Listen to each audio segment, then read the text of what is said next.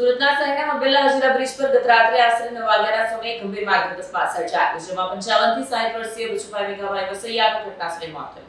પ્રાથમિક માહિતી અનુસાર અજાણ્યા વાહનની ટક્કર લાગવાથી અકસ્માત સર્જાયો હોવાનું માનવામાં આવે છે. અકસ્માત એટલો ભયાનક હતો કે બચુભાઈ વસૈયાને જીવતા બચાવી શકાયા નહોતા.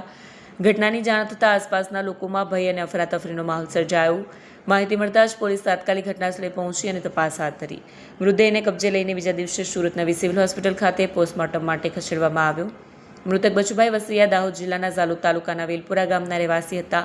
તેમના અવસાનથી પરિવારજનોમાં શોકનો માહોલ છવાયો છે, જ્યારે ગામમાં પણ દુઃખની લાગણી વ્યાપી ગઈ છે. પોલીસ દ્વારા અકસ્માત અંગે વધુ તપાસ હાથ ધરાઈ છે. મારું નામ હિતેશ શંકરભાઈ મુરડા, ભીલ સમાજ સુરત પ્રમુખ.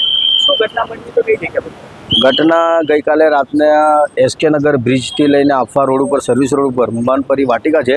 એ વાટિકામાં અમારા જે વડીલ કાકા છે ત્યાં નર્સરીમાં મજૂરી કામ કરતા હતા. રાતના 9 વાગે બહાર નીકળ્યા હતા ત્યારે અચાનક પૂરપાટ ઝડપે આવતી કોઈ 4 વ્હીલ કારે એમને અડાજણમાં અટકમાં લઈ લીધા અને ગાડી પૂરપાટ ઝડપે ઠોકાતા એ 20 થી 30 મીટરના દૂર અંતરે રોડ ઉપર ફેંકાયા હતા અને રોડ પર પટકાતા એમનું ગંભીર રીતે માથામાં અને પગ ભાંગી ગયો છે. એ રીતના એક્સિડન્ટ થયા, એમનું જગ્યા પર જ ડેથ થયું છે.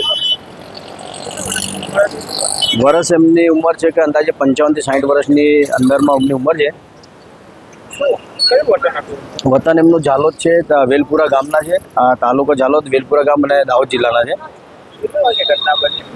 ઘટના ગઈકાલે રાતના 9 ને 3 વાગે બની હતી એવું એમના છોકરા જણાવે છે.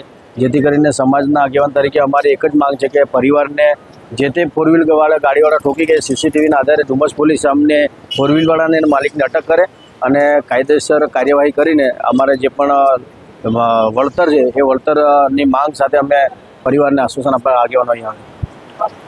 Bureau report, Satya TV news, Surat.